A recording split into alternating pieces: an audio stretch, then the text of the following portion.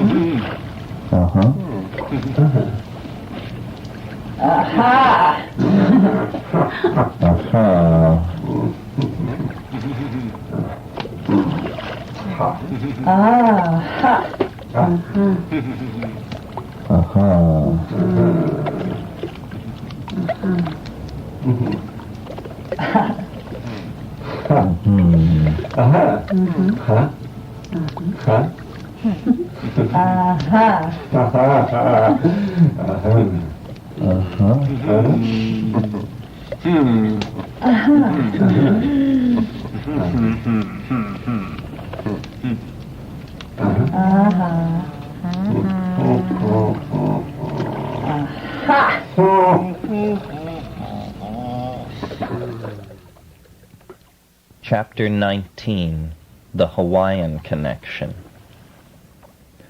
The fall of 1975 was a time of personal change and consolidation.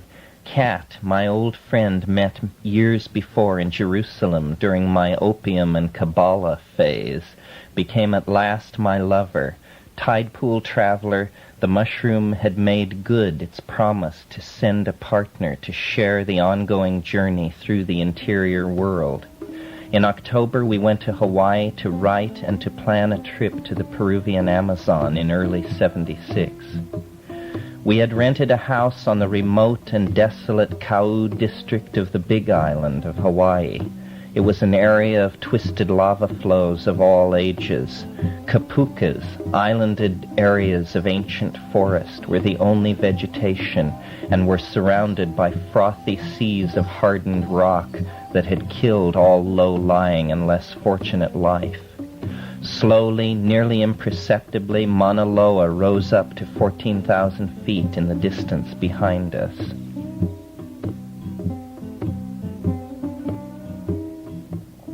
We were at about 2,500 feet ourselves. Our small house fronted the vast and forbidding cinder fields, but the lot ran back into a kapuka whose enclosing shade and many birds and insects provided welcome contrast to the primal devastation that stretched in all directions for miles. Our life was leisurely. I wrote and did some experiments with further aspects of mushroom cultivation. Kat was immersed in doing the line drawings for the book on Stropharia cubensis growing. We were isolated as we both loved to be, and we took mushrooms together and often. It was during that time in Hawaii that I determined to return again to the Amazon, to track down Banisteriopsis caapi in its native setting, and to satisfy myself as to the role that it and the beta-carboline hallucinogens it contains played in the experience at La Chorrera. I was especially interested to know if other chemically different aboriginal hallucinogens provoke the same experience as did the mushroom psilocybin. I wanted to determine if our experiences were part of the general phenomenology of hallucinogens or were unique to psilocybin. Throughout that October and November in Hawaii, we took the stropharia that we had grown at weekly or 10-day intervals. This was an amazing series of experiences. The psilocybin definitely conveys the impression that sometimes the hallucinations one is seeing are being seen with equal clarity by the other people around one. Kat and I satisfied ourselves that this was true by describing in turn the images in which we were immersed. At those times when the flow of images had a certain electric intensity, there was no doubt that we were seeing the same things.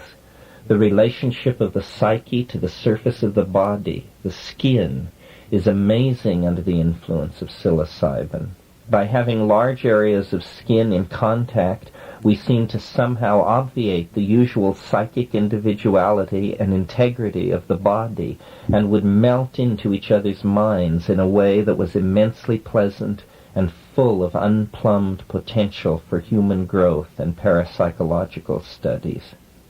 It was wonderful to have someone to share the mushroom with, for until Kat had joined me, most of my mushroom experiences had been entirely alone, one soul adrift in the cosmic ocean.